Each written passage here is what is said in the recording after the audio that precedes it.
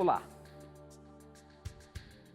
Eu começo a ler aqui Mateus 24, os versos 29, onde fala sobre a vinda do Filho do Homem.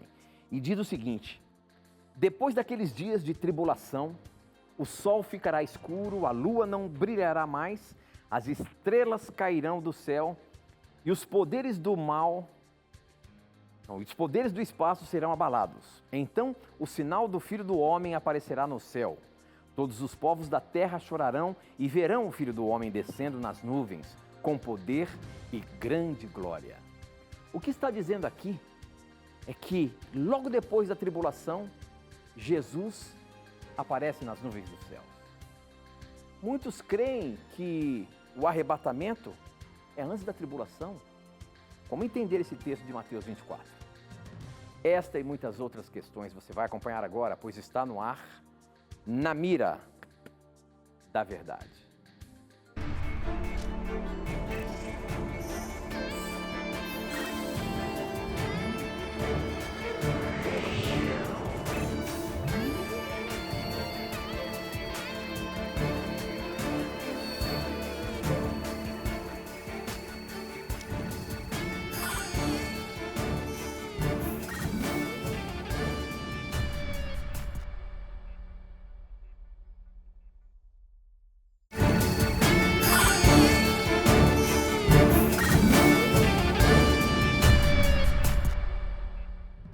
Olá, seja muito bem-vindo. Estamos começando mais um programa Na Mira da Verdade. E como você sabe, é você que faz o programa acontecer. Afinal de contas, as suas dúvidas, os seus questionamentos é que fazem todo esse programa acontecer. E quem está na mira para responder, baseando-se na Bíblia, a sua questão é ele, professor Leandro Quadros. E aí, professor, tudo bem? Tudo bem, Tito. Que bom que estamos mais uma vez aqui no Na Mira da Verdade. Eu quero mandar rapidamente aqui um abraço para você, telespectador que acompanha pela primeira vez. Obrigado pelo seu carinho. Esse é um programa de resposta a dúvidas bíblicas e desejamos com sinceridade ajudarmos a você a despertar o seu interesse cada vez mais pela Palavra de Deus. Envie suas perguntas, para nós vai ser uma honra procurar respondê-las à luz da Bíblia Sagrada. Muito bem, muito bem. E olha, para você participar do programa, você tem várias formas. Você pode mandar a sua pergunta para o nosso SMS, o número é 12 98151 0101. Eu recebo aqui na hora, 12 98151 0101. Você pode também mandar pelo Facebook, namiradaverdade.nt e no nosso Instagram, @namiradaverdade. Nas duas plataformas, nas duas redes sociais, eu coloco um videozinho onde você pode mandar a sua pergunta ali nos comentários do vídeo, tá bom? Então participe, mande a sua dúvida pra gente, que ela poderá ser pescada aqui agora. E nós abrimos o programa com o texto de Mateus 24, onde fala ali da vinda do Filho do Homem. Essa pergunta quem mandou pra gente foi no Instagram, a Vaninha, e ela perguntou o seguinte, ela é lá de Macaé, Rio de Janeiro, a Edivane, e ela diz o seguinte: eu gostaria de saber, segundo a Bíblia, em Mateus 24, os versos 29 até o 31, fala que depois da tribulação Jesus aparecerá nas nuvens. Isso quer dizer que a igreja estará no período da tribulação aqui na terra, quando Jesus aparecer no céu? Olha só, professor Leandro Quadros, você sabe que muitos pensam que a igreja será arrebatada, né, antes da tribulação. Como é que esse texto agora está dizendo que Jesus está voltando bem no momento da tribulação? Como é que é isso? Tito, essa é uma pergunta muito interessante porque muitos irmãos sinceros de outras igrejas, né, especialmente irmãos dispensacionalistas, eles creem realmente que a igreja será arrebatada secretamente para ser protegida durante a grande tribulação, que é um momento de perseguição final que haverá na terra pouco antes da volta de Cristo. Esses irmãos se baseiam, por exemplo, em Apocalipse 3, verso 10, onde é prometido que Deus vai guardar os seus filhos da tribulação que virá sobre a terra. Mas a pergunta que devemos fazer ao texto bíblico, tanto esse de Mateus 24 quanto de Apocalipse 3,10, é a seguinte: Deus vai guardar da tribulação na terra ou fora da terra?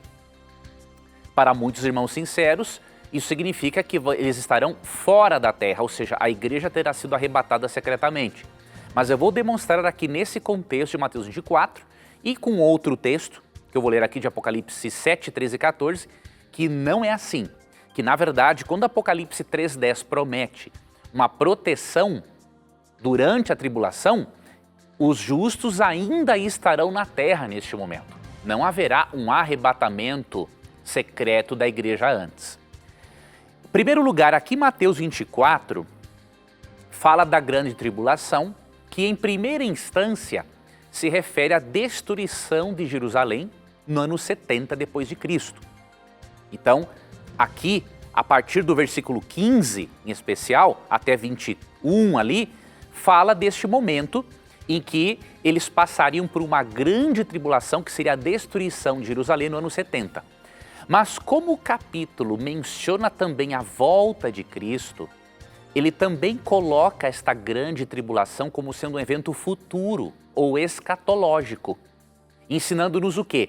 Que assim como o povo de Deus foi duramente perseguido no ano 70 depois de Cristo, quando Roma invadiu definitivamente Jerusalém e subjugou os judeus, assim como Jerusalém foi destruída nesse período e sofreu grande perseguição, os filhos de Deus, pouco antes da volta de Cristo, passarão por uma grande tribulação. E ali, Apocalipse 13 menciona este evento futuro. Será um momento, de acordo com Apocalipse 13, que os cristãos sofrerão um boicote econômico. Eles não vão poder comprar e nem vender se não tiverem o sinal, a marca da autoridade, do poder representado pela besta do Apocalipse. Este evento, esta grande tribulação, esta perseguição, este boicote econômico do capítulo 13 é descrito também em Apocalipse 16, 12 em diante, quando faz uma referência à batalha do Armagedon. E ali você percebe que os filhos de Deus continuam na terra. Tanto que, na visão que o apóstolo João teve destes filhos de Deus salvos, ele mostra no capítulo 7, 13 e 14 do Apocalipse, claramente, que eles não foram arrebatados da terra antes da tribulação, mas que eles venceram a grande tribulação pelo sangue do Cordeiro enquanto estavam na terra. Vamos ler?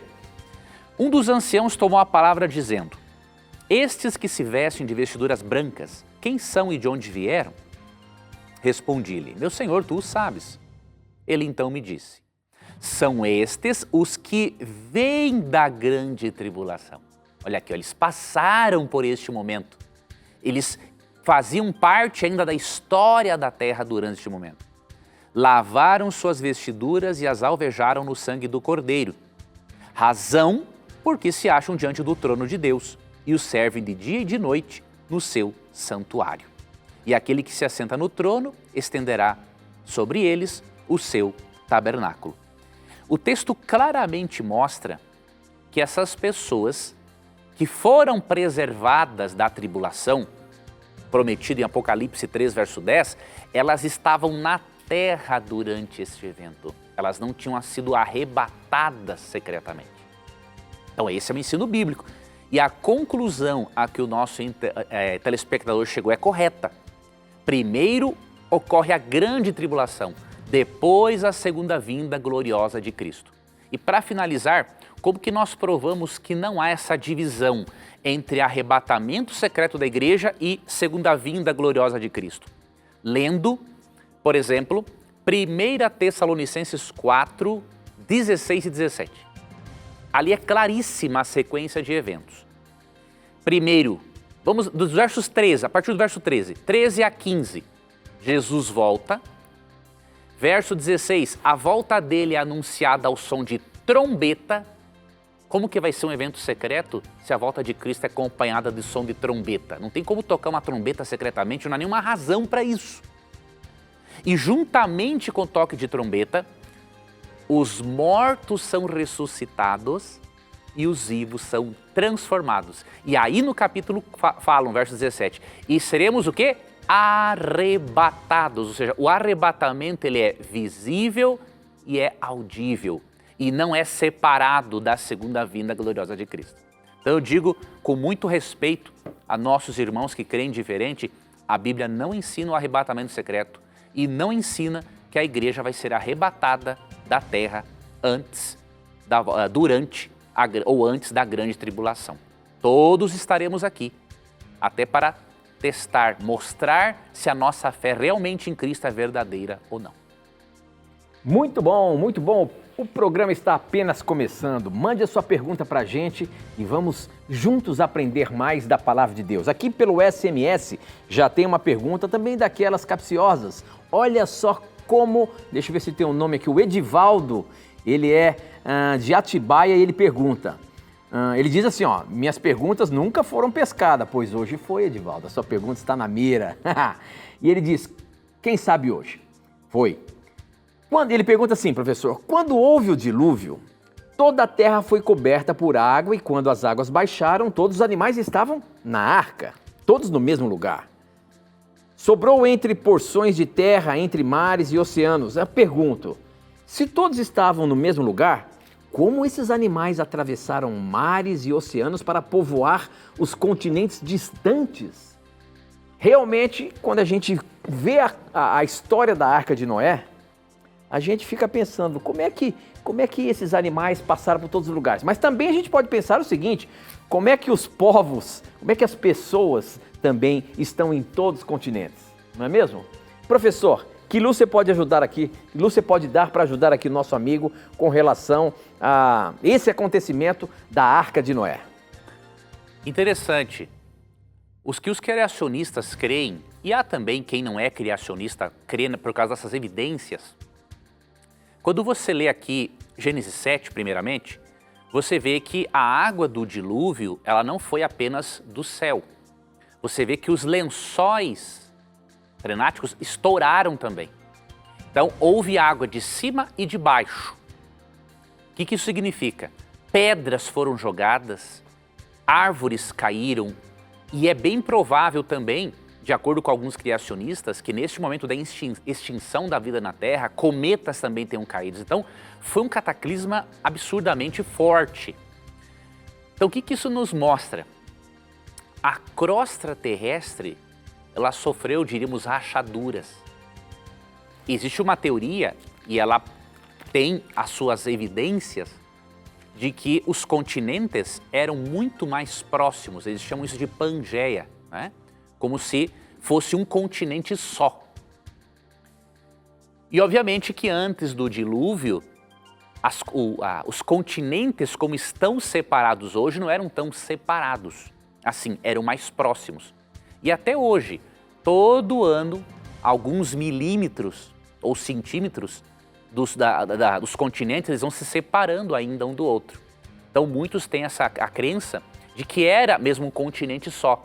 E se nós olharmos o mapa mundi, realmente parece uma espécie de um quebra-cabeça ali, entre os continentes divididos. Então, como a distância entre um continente e outro era bem menor, era perfeitamente possível, por exemplo, seres humanos, inclusive transportarem animais através de jangadas que eram recobertas por peles de animais. Tem um livro muito antigo da Casa Publicadora Brasileira chamado O Mundo Já Foi Melhor. E ali ele apresenta, né, que os povos antigos faziam essas jangadas cobertas de peles de animais e transportavam animais de um continente para outro. Então, à luz do relato bíblico e de algumas evidências arqueológicas, nós não vemos nenhum problema com o relato bíblico do dilúvio. Muito bom, olha aí. Mande a sua pergunta e ela vai estar na mira. Professor Leandro Quadros está respondendo todas as questões, mas a gente sempre tenta colocar aquela perguntinha mais complicada para ver como é que ele se sai. Olha essa que chegou aqui agora. Quem mandou foi o André Carvalho. Ele sempre participa aqui, eu acho que é ele. Vamos ver aqui a pergunta do André Carvalho. Ele é de Itambé, Bahia. André, sua pergunta foi pescada mais uma vez. A pergunta dele: eu gostaria de saber o que representam os gafanhotos de Apocalipse 9, na quinta e sexta trombeta. A gente percebe que o capítulo 9 de Apocalipse aqui com bastante símbolos aqui, né? Porque fala da estrela que caiu do céu, fala dos gafanhotos, que eles não eram para comer as ervas, mas eram para atacar as pessoas. Como é que é isso, professor? Tem algum significado específico essa questão do capítulo 9 de Apocalipse? Olha, os gafanhotos no capítulo 9 são uma referência a uma das pragas, né, que caíram no Egito, quando nós lemos lá em Êxodo 10, 12 a 15. Esses animais, ele pegou essa referência lá de uma das pragas do Egito para mostrar agentes de destruição neste período. Não existe, diríamos assim, uma opinião, um consenso entre os especialistas sobre o significado dessa quinta trombeta do Apocalipse. No passado, e ainda há pessoas que creem assim, muitos viam esses gafanhotos como uma referência à grande expansão do maometanismo no mundo. Atualmente, há eruditos que creem que esta quinta trombeta significa a grande expansão do secularismo, do ateísmo, como um agente de destruição da fé na mente e no coração das pessoas. Tá? Nós vemos que essas trombetas, elas representam sim juízos de Deus ao longo da história, mas especialmente em relação à quinta, há outras possibilidades, mas no meio historicista, que é o método que nós usamos para interpretar, essas são as duas principais possibilidades. Então, o termo se refere a gafanhotos agentes de destruição e foi extraído lá de uma das pragas que Deus derramou sobre o Egito. Ok, muito bem. E olha só, nós estamos transmitindo também pelo Facebook. Você pode acompanhar e você pode também compartilhar o link do Facebook com outras pessoas também, para que elas também possam aprender mais da Palavra de Deus. Então, mande a sua pergunta aí pelo Facebook. Olha só, a Zilda Ferreira, ela mandou aqui no Facebook, está participando, está assistindo e mandou a pergunta dela. Ela diz o seguinte: professor, se a pessoa aceitou Jesus, mas comete alguns pecados, depois sofre muito e morre, será que o seu sofrimento foi para pagar os seus pecados aqui mesmo? Se porventura ela pediu perdão antes de morrer, ela tem a chance da salvação? Essa pergunta é importante. Primeiramente, nunca veja o sofrimento como uma forma de pagar por pecados. Isso tem a ver com a chamada lei do karma, e isso é doutrina espírita, não é doutrina bíblica. Então, mesmo sem querer, você acabou misturando um ensinamento espírita com a doutrina bíblica. Biblicamente, o sofrimento, ele é o resultado de um mundo em rebelião contra Deus, ele afeta bons e maus e ele não apaga pecados. A doutrina de que o sofrimento paga pecados, ela não se harmoniza, por exemplo, com a doutrina da justificação pela fé. Olha o que diz, por exemplo, Efésios 2, 8 e 9. Porque pela graça sois salvos, mediante a fé. E isto não vem de vós, é dom de Deus. Olha, até a fé que nós recebemos é Deus que nos ajuda a desenvolver, a tê-la para recebermos a salvação. E não de obras para que ninguém se glorie. Então nada do que você faça, nenhum tipo de sofrimento que você enfrente vai tirar pecados de você. O que vai tirar os seus pecados, que vai garantir o seu perdão, é a sua confissão e a fé na justiça substitutiva de Cristo. Romanos 5:1, diz assim: justificados. O que é ser justificado? É ser declarado justo, né? É ser perdoado. Então, justificados pela fé, não pelas obras, não pelo sofrimento, pela fé, temos paz com Deus. Então, a justificação é pela fé e nada mais. Agora, se a pessoa pecou, a Bíblia não ensina que o cristão deixará de ser um pecador. A Bíblia ensina que o cristão deixará de ser um pecadeiro. É diferente, né? Quando você aceita Cristo, você não é mais escravo do pecado. Você não é mais o pecadeiro, diríamos assim, que faz do pecado um estilo de vida. Mas você continua sendo um pecador. Leia 1 João 1,8 e 1 João 3, versos 9 e 10. Então, se a pessoa se arrependeu e confessou, como diz 1 João 9, todos os pecados foram perdoados. Além disso, Deus não julga ninguém por atos isolados. Leia Mateus 16, 27. Muito bem, muito bem. Nós temos que ir para o intervalo. Aproveite o intervalo, mande a sua pergunta. Não sai daí não, hein? A gente volta já já.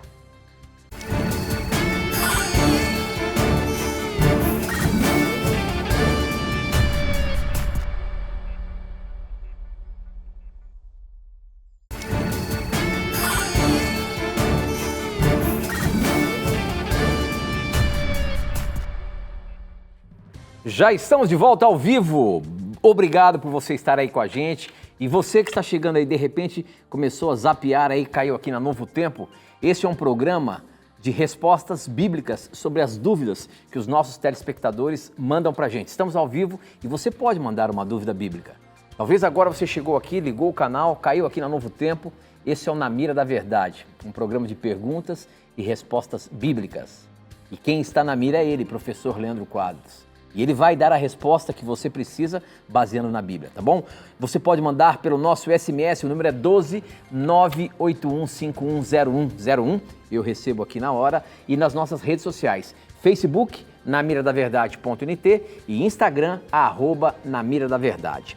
Essa que chegou pelo SMS, quem mandou foi o Bruno de Mojimirim. Obrigado, Bruno, pela sua participação. E a pergunta dele é a seguinte.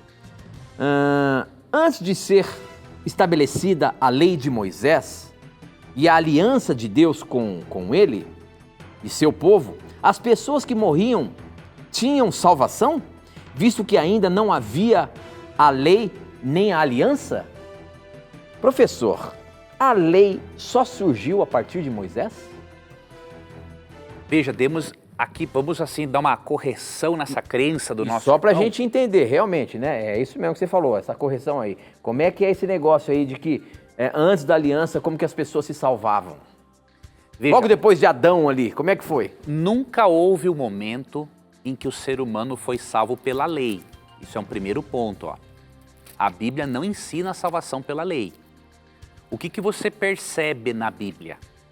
Você percebe que desde o Éden, Deus já havia ensinado para eles que apenas por meio de um substituto, de um sacrifício substituto, eles poderiam ser salvos. Então Deus se revelou para Adão, Deus revelou o plano de salvação, parte dele, obviamente, para Adão e Eva, e isso foi sendo passado às demais gerações. Vamos primeiramente ler isso aqui. Gênesis 3, versos 15 e 21. No verso 15, depois que Deus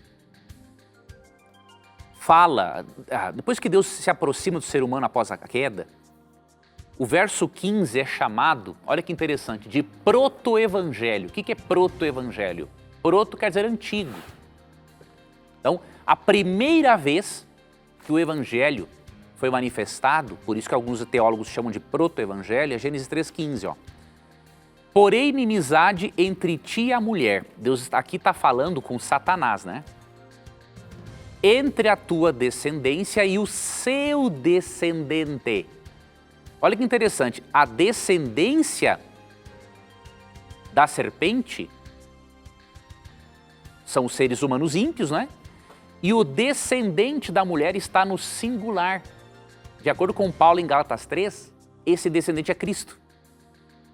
Este te ferirá a cabeça e tu lhe ferirás o calcanhar. E aí no verso 21, fez o Senhor Deus vestimentas de peles para Adão e sua mulher e os vestiu. Para essas vestimentas de peles terem sido feitas, um cordeiro foi sacrificado. É por isso que o descendente da mulher, que é Cristo, é chamado de o Cordeiro de Deus, que foi morto antes da fundação do mundo, como diz Apocalipse 13:8, Hebreus 9:14, 1 Pedro 1:18-20. Ou seja, aqui já há uma promessa de um descendente da mulher, que seria Cristo, e já há um sacrifício para Deus ensinar esse conceito de substituição. Um inocente morrendo por aquele que é culpado. Com o tempo, você percebe que as nações pagãs corromperam o sistema divino, o recurso pedagógico divino de salvação, e começaram a praticar sacrifícios de animais imundos, sacrifícios humanos. Só que você percebe que os patriarcas, como por exemplo Abraão, praticavam os sacrifícios de animais corretamente. Jó, que era contemporâneo a Abraão, também. Então todas as pessoas eram salvas pela fé no sacrifício substitutivo apontado por Deus desde o Jardim do Éden. Óbvio, isso foi concretizado na cruz, quando o Cordeiro de Deus, que tira o pecado do mundo, como diz João 1,29, morre na cruz, desmascara Satanás, de acordo com Colossenses 2,14 e 15, e paga pelos nossos pecados, como lemos, por exemplo, em Marcos 10, 45.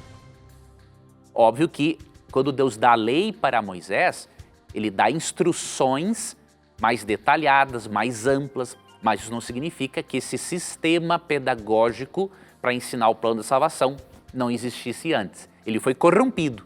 E aí, por meio de Moisés, Deus começa a fazer as correções de um sistema que foi ensinado desde o Jardim do Éden, no chamado proto-evangelho. Muito bem, professor. Olha só, pessoal ligadinho com a gente aqui no Facebook. Obrigado pela sua participação. Muita gente acompanhando aqui, mandando abraço, dizendo que o programa tem sido valioso para cada uma das pessoas. Obrigado pela participação de vocês. Tem uma pergunta aqui, deixa eu ver aqui, como que é o nome? É Vlad Noal, é isso? O nome que está aqui no Facebook é Vlad. A pergunta dele é a seguinte, olha só como ele pergunta. Onde na Bíblia Jesus Cristo, ou um só de seus discípulos, mandou guardar o sábado e pagar dízimo? E aí, professor? Vamos ajudar o Vlad? Vamos lá. Veja bem, meu irmão. Em primeiro lugar, você não deveria fazer essa dicotomia entre Antigo e Novo Testamento. Essa divisão, ela só vai prejudicar a sua compreensão do plano de salvação e da verdade. Vou te dar um exemplo. Quando Paulo disse em 2 Timóteo 3,16 que toda a Escritura é inspirada por Deus e útil para o ensino, para a correção e para a educação na justiça. Qual é que era a Bíblia de Paulo neste momento? Pense, o Antigo Testamento. Quando Paulo escreve suas cartas, qual é a base doutrinária e teológica de Paulo? O Antigo Testamento. Jesus, em Lucas 24, 27 e 44, quando ele deu aquele estudo bíblico para os discípulos na estrada de Emaús, para explicar-lhes sobre a sua morte e depois a ressurreição, que parte da Bíblia Cristo usou, de acordo com Lucas 24, 27 e 44? A lei de Moisés, os profetas e os salmos. O que você tem que entender? Que os livros do Novo Testamento são uma continuidade da revelação de Deus e não uma substituição. Se você encarar como uma substituição, Satanás vai enganar você com muita facilidade. Então é uma continuação. O que isso significa? Você não vai encontrar no Novo Testamento a mesma quantidade de referências, mas você vai encontrar sim referências a dízimo e ao sábado. Por quê? Porque a Bíblia deles era o Antigo Testamento. E esses eram assuntos tão claros para eles. Por exemplo, os fariseus guardavam o sábado e ensinavam a prática até de uma forma fanática. O que Cristo fazia? Ele corrigia a maneira distorcida de guardar o sábado. Então, dar o mandamento de forma direta não era necessário no contexto. Agora, se você considerar que um ato vale mais do que 1000 palavras e que um testemunho cristão vale mais do que 1000 sermões pregados, às vezes que Jesus e os apóstolos guardaram o sábado já seria suficiente para convencer você de que o sábado é o dia de guarda. Por exemplo, em Lucas 4,16, quando fala que Cristo guardou o sábado segundo o seu costume, Ali no grego, quando fala segundo o seu costume, quer dizer que era algo que fazia parte do estilo de vida dele, não era porque ele era judeu simplesmente. Cristo não veio para agradar judeus, ele veio para trazer salvação para judeus e gentios. E todas as vezes que eles distorceram a maneira correta de guardar o sábado, Cristo corrigiu. Mas Cristo guardava o sábado.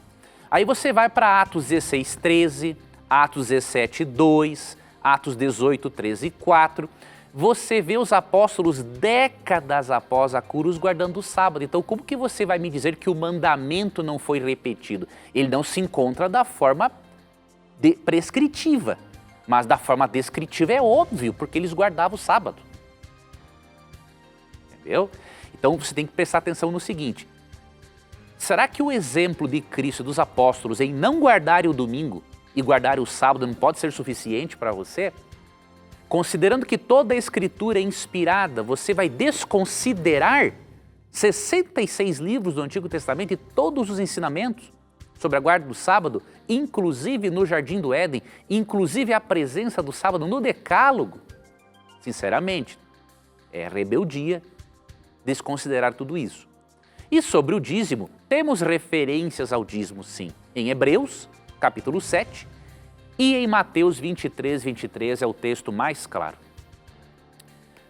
Jesus, quando condenou a hipocrisia dos fariseus, ele foi a favor da prática do dízimo. Olha que interessante. Ele condena a hipocrisia deles dizimarem e não fazerem as coisas mais importantes da lei. Aí ele diz assim: vocês deveriam fazer estas coisas e aquelas também. Olha aqui, ó. Que aflição os espera, mestres da lei e fariseus? Hipócritas, tenham cuidado de dar o dízimo da hortelã, do endro e do cominho, mas negligenciam os aspectos mais importantes da lei: justiça, misericórdia e fé. Sim, vocês deveriam fazer essas coisas, ou seja, dar o dízimo da hortelã e do cominho, mas sem descuidar das mais importantes: praticar justiça, misericórdia e fé. Então Jesus aqui, ao repreender os fariseus, ele não exclui a prática do dízimo, ele diz que ela faz parte da vida do adorador. E eu vou te dar uma notícia, tá? Malaquias 3, 8 e 9. Lá é dito que quem não dizima está roubando a Deus. Eu te pergunto, uma prática deixa de ser roubo com o passar do tempo? O que é roubar? É pegar algo que não é seu. Se na Bíblia, Malaquias 3, 8 e 9 diz que não dizimar é roubar, é óbvio que no Novo Testamento vai continuar sendo roubo, meu amigo. Porque a pessoa está pegando algo que não é dela. Ah, mas Malaquias 3 fala dos sacerdotes. Desculpe, mas quem fala isso é um analfabeto funcional e não sabe entender o que lê. Porque o texto fala: vós me roubais a nação toda, não eram só sacerdotes. Então, meu amigo, analise os seus pressupostos. Te faço esse convite com sinceridade, porque se você fizer essa dicotomia entre Antigo e Novo Testamento, você não vai entender o plano de salvação e nem as verdades bíblicas ali reveladas. E no dia do juízo você não vai poder justificar para Deus: ah, Deus, eu não guardei o sábado ou não dizimei, porque são poucas as referências no Novo Testamento. Não vai adiantar isso no dia do juízo final. Muito bom, muito bom. Olha só, nós estamos recebendo um casal de jovens que vieram aqui conhecer e ver se o programa Na Mira da Verdade de fato é verdadeiro. Eles conheceram a Novo Tempo, se converteram e tiveram a chance de vir aqui no programa hoje. Queria mandar que ele desse um tchauzinho aí, a Letícia e deixa eu ver aqui, o Wagner, isso mesmo, a Letícia e o Wagner. Obrigado pela presença de vocês aqui, que Deus abençoe muito a vida de vocês. Obrigado por virem aqui conhecer a gente de pertinho e contar o testemunho deles. É muito gostoso saber que o programa tem transformado a vida de muitas pessoas. E eles são exemplo disso. Obrigado pelo carinho de vocês estarem aqui com a gente, viu? Muito bem, professor. Olha só, a gente tem duas perguntas aqui interessantes que eu faço questão de colocar na mira. Olha só, quem mandou a primeira foi a Morgana. Ela diz o seguinte: gostaria de pedir ajuda em relação ao assunto depressão. Sofro há mais ou menos 8 anos com ela. A ansiedade e outros transtornos. Já tentei muitos tratamentos, medicações, técnicas e nada, nem ao menos, ameniza. Não entendo como ainda estou de pé e pensei na alternativa da hipnoterapia, pois não consigo de forma alguma virar a chave sozinha. Como cristã adventista, eu teria problema quanto a isso? Pois é a única saída de tratamento que estou enxergando no momento. Mas, ao mesmo tempo, tenho receio de que Deus não aprove. Professor, como é que essa questão da depressão, a gente sabe que muita gente hoje sofre desse mal. E eu sei que você, como você já testemunhou aqui no programa, já passou por isso também. O que você pode ajudar a nossa telespectadora aí, meu amigo? E tem outra pergunta também sobre depressão. Vamos ajudar, Tituela. Olha, em primeiro lugar, não vou aqui considerar de forma alguma, questionar a sinceridade daqueles que aceitam a hipnose, tá? Mas nós não cremos que se trate de um procedimento que tem a ver com princípios cristãos. Tá? Eu vou aqui dar para você uma referência, eu não vou abordar esse assunto agora, tá? Eu quero te dar umas dicas sobre o seu tratamento. Eu vou recomendar a você a leitura de um capítulo, 15ª sessão do livro Mente, Caráter e Personalidade, volume 2.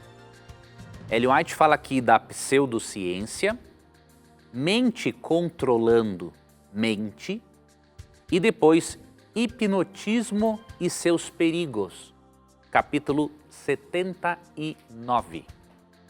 Eu recomendo muito a leitura deste capítulo, porque Ellen White parte de um princípio bíblico de que a mente humana não deve ser controlada por outra mente humana. Então, este é o princípio. Tem um princípio aqui, deixa eu ver se é Eclesiastes, capítulo 8, verso 9. Este é o princípio aqui, Não está falando da hipnose, tá? O texto, mas ele tem um princípio que mostra o seguinte. Tudo isto vi quando me apliquei a toda obra que se faz debaixo do sol. Há tempo em que um homem tem domínio sobre outro homem, para arruiná-lo. Então a Bíblia não aprova que um ser humano domine a mente de outro. Então tem esse risco de, na hipnose, você ficar à mercê daquele que hipnotizou. Então eu recomendo este capítulo, capítulo 79, Mente, Caráter e Personalidade, volume 2. Tá para você ler. Sobre o seu tratamento, eu vou te dar a minha experiência brevemente. Você não você não deve sofrer há 8 anos com isso. O que isso indica? Tem alguma coisa errada no seu tratamento. O nosso tempo acabou. Então, o que nós vamos fazer? Depois do intervalo, eu vou dar algumas dicas para você. E eu creio que isso vai te ajudar. Nos acompanhe daqui a pouquinho. É rapidinho, um breve intervalo, a gente volta já já.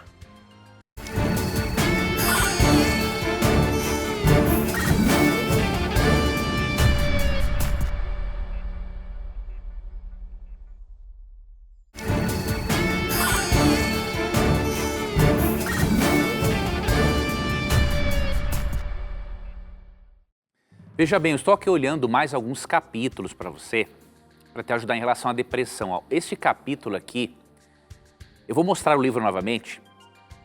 Quem me indicou uma vez este capítulo foi o Dr. César Vasconcelos, há vários anos. É o capítulo 72 do livro Mente, Caráter e Personalidade, volume 2. O título é esse aqui, Hábitos de Pensamento. Você precisa participar de um processo psicoterapêutico que ajude você a mudar padrões de pensamentos doentios. Lógico que há casos em que a medicação também será necessária. Mas veja, se você está há 8 anos tomando medicação e não tem melhora e fazendo terapia, é que a abordagem não está certa. Então o que eu vou recomendar para você? Você vai fazer uma oração a Deus, vai ler esse capítulo aqui, 72 Hábitos do Pensamento. Se você não puder comprar o livro, na internet você vai achar o arquivo em PDF, ok? Lê este capítulo, começa a trabalhar os pensamentos dentro das suas possibilidades, sem cobranças. E eu sugiro que você busque uma alternativa de um tratamento contra o profissional, não tem jeito, não pode ficar todo esse tempo assim. Óbvio que às vezes algumas recaídas durante o tratamento, isso faz parte do processo de recuperação. Mas se você está há 8 anos assim, também tem que fazer uma outra análise. Será que você realmente está se envolvendo na terapia? Porque muitas vezes não é culpa do profissional, às vezes é o paciente não se envolve na terapia, não segue as orientações, não segue as dicas para mudar padrões de pensamento e comportamento que são disfuncionais. Então você tem que fazer essa autoanálise, tá? E aí eu deixo um texto para você que é o Salmo 34, 18. Nos momentos que você tiver alguma crise e que você não sentir a presença de Deus, porque realmente esse desequilíbrio neuroquímico não deixa a pessoa sentir a presença de Deus. Já passei por isso também. Você vai se apegar ao Salmo 34, 18, que diz assim, ó, perto está o Senhor dos que têm o coração quebrantado e salva-os de espírito oprimido. Ou seja, mesmo que você não sinta Deus perto de você, Ele está perto de você porque Ele não depende dos teus sentimentos para estar perto de você. Então, creia nisso, busque a leitura deste capítulo do Mente, Caráter, Personalidade, volume 2, ore a Deus sobre o seu tratamento e faça essa autoanálise. Você está seguindo as orientações psicoterapêuticas? Se está e não está adiantando, tem que mudar o psicólogo, tem que mudar o psiquiatra e seguir adiante. Olha só, muito bem. Esse é um assunto dos nossos dias. E tem mais uma questão que chegou aqui. Essa quem mandou foi a Belle, ela diz o seguinte, tenho problemas de depressão. Eu gostaria de saber dele, do professor Leandro, se ele puder responder, claro, se pode ser demoníaca. Faço tratamento, tomo medicação, mas sinto muitas dores de cabeça e não consigo dormir por conta disso. Tenho medo de ser na parte espiritual e gostaria de uma explicação mais profunda, se ele puder me responder. Agradeço. Se a minha pergunta for pescada, a sua pergunta foi pescada, Belle. A questão da depressão, ela pode ser alguma coisa espiritual, alguma coisa demoníaca, professor? Não, a pessoa tem que tirar da cabeça isso, ó. Se você crer... Mas você sabe que muita gente fala isso, professor. Fala, é ignorância, né? Em muitas igrejas evangélicas, em outras igrejas aí, às vezes acabam fazendo essa relação, alguma possessão demoníaca. É um perigo. Como é que é isso? É um perigo, Tito, isso porque a pessoa que está com depressão, ela vai receber uma carga a mais na vida dela totalmente desnecessária. Óbvio que num processo de cura de qualquer doença, inclusive emocional, tem que haver um trabalho tem que trabalhar-se todos os aspectos do ser, o físico, o mental e o espiritual, disso não há dúvidas. Mas dizer que a depressão tem uma origem demoníaca, isso aí é uma aberração, ok? O que você tem que ter em mente? Por exemplo, em 1 Reis 17, 18, um profeta de Deus não aguentou o tranco, o profeta Elias. E ele teve vários sintomas depressivos nesses capítulos. E em nenhum momento Deus falou que ele estava possesso, que ele não tinha fé. Não. Deus trabalhou com ele de outras formas. Você pode ler 1 Reis 17, 1 Reis 18, tá? Então o que você tem que fazer? As dicas que eu dei antes para outra telespectadora cabem para você também. Tem que ver se esse seu medicamento está devidamente ajustado, aí você tem que conversar com o seu psiquiatra. Tem que ver também se você está tomando água o suficiente. Sabe, 1 Tessalonicenses 5, 23 e 24, diz que a mente, o corpo e a espiritualidade devem ser trabalhados até a volta de Cristo. Olha que insight interessante. A natureza humana ela é integral, ela é holística. Então, para você tratar a depressão, tem que ter a psicoterapia, a medicação, mas você tem que usar também os 8 remédios naturais de Deus. Eu vou pegar aqui para você um livro vou te indicar também este livro, Conselhos sobre Saúde. Outro livro de Ellen White, que escreve de forma maravilhosa sobre esse assunto. Veja, ela fala aqui neste livro dos remédios naturais de Deus. Né? Ela fala exercício físico, ar puro, luz solar, respiração profunda, alimentação saudável, confiança no poder de Deus, temperança. Faça uso desses princípios para cuidar da mente, do corpo e da espiritualidade. E junto com esses princípios, tome pelo menos 2 litros de água por dia. Faça caminhadas quando não estiver em crise, porque quando está na crise a pessoa não quer nem levantar da cama, e eu sei o que é isso, é natural, é normal. Ninguém tem que ficar torrando também a paciência do deprimido. Ah, você tem que levantar. Não é você que está ali quase morrendo. Deixa a pessoa na dela, quieta. Anime-a com palavras e não cobre-a coisas que ela não pode fazer naquele momento. Busque uma ajuda psicoterapêutica. Das abordagens terapêuticas que eu já fiz e que me fizeram muito bem, terapia cognitivo-comportamental, EMDR, essas abordagens em que você aprende também a lidar com pensamentos disfuncionais. O método psicoterapêutico que o psicólogo só ouve e eu falo, para mim não adiantou nada. Então, eu te dou essas dicas. Leia sobre isso, avalie o seu tratamento e, repito, se a medicação não está sendo ajustada após várias consultas, se o método psicoterapêutico não está ajudando, tem que trocar de profissional, porque a doença tem cura. Professor, eu queria aproveitar e indicar para o nosso telespectador um guia de estudos muito interessante aqui da Novo Tempo. Essa que tenho aqui nas minhas mãos, Revista Esperança, essa aqui ainda não está atualizada, mas já é todos os guias de estudos. É essa aqui, ó, Sentimentos, a Ciência do Existir. Essa revista é Nesse muito boa. guia de estudos, você vai sanar muitas dúvidas, de acordo com a Palavra de Deus, sobre essas questões emocionais. Você pode ter esse guia de estudo agora. Agora não, né? Você pode pedir agora. Basta você ligar para a gente.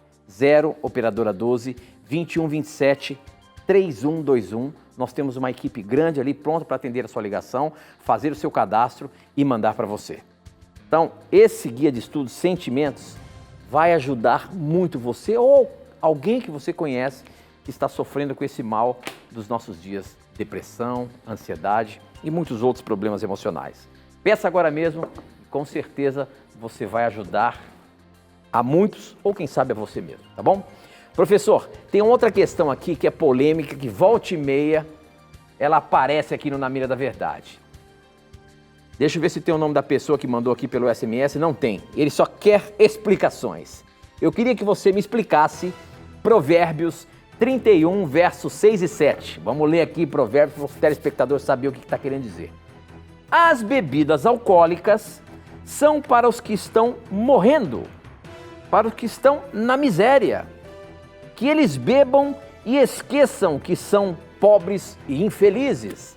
Professor Leandro Quadros, que história é essa? A Bíblia sugerindo que pessoas tomem bebidas alcoólicas?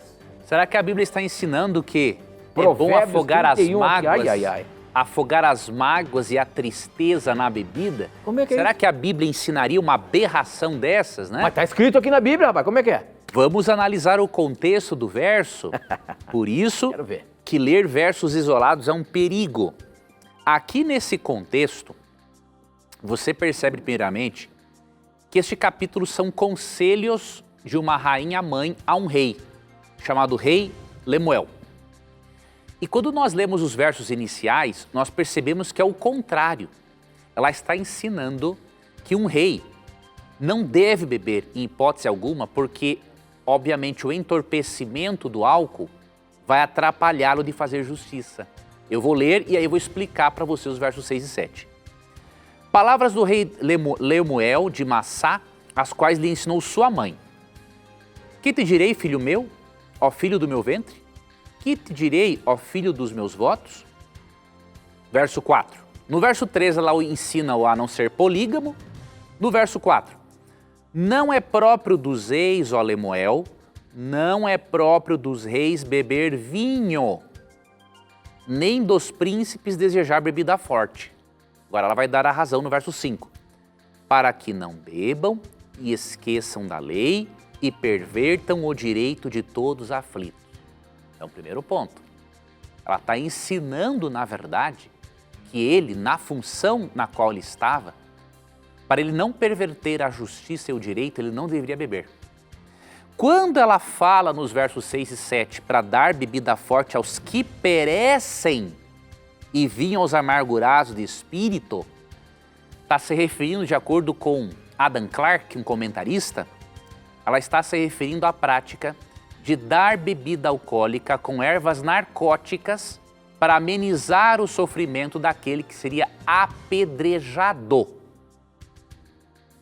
Então, o que ela está dizendo?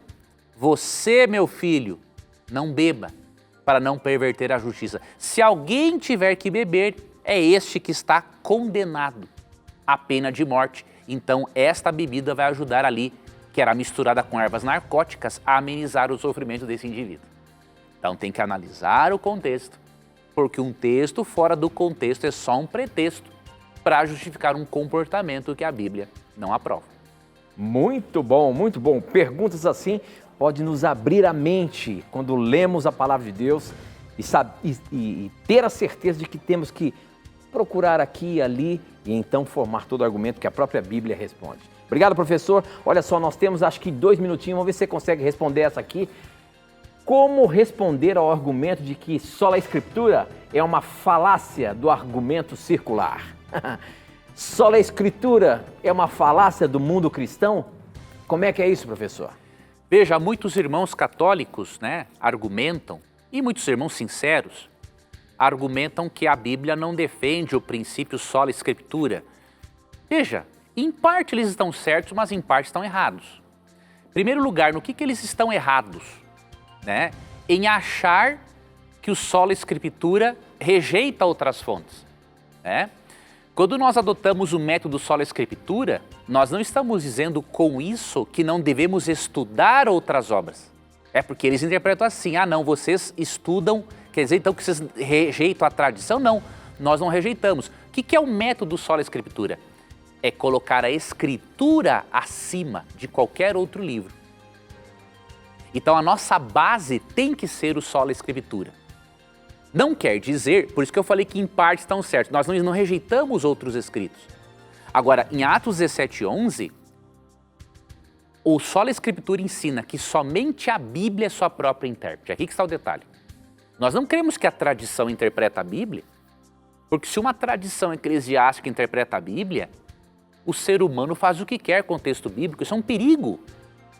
O sola Escritura é a crença de que a Bíblia é sua própria intérprete e que podemos usar outras fontes, mas essas fontes estão o quê? Submissas à palavra de Deus. Quer ver um exemplo? Atos 17:11.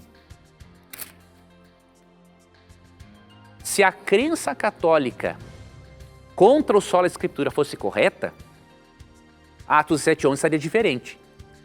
Aqui diz que os bereanos compararam a pregação de Paulo e Silas com as Escrituras para ver se o que Paulo e Silas pregavam estava na Bíblia ou não. Se eles colocassem a tradição eclesiástica acima da Bíblia, eles teriam aceitado a interpretação de Paulo e Silas, mas não foi assim.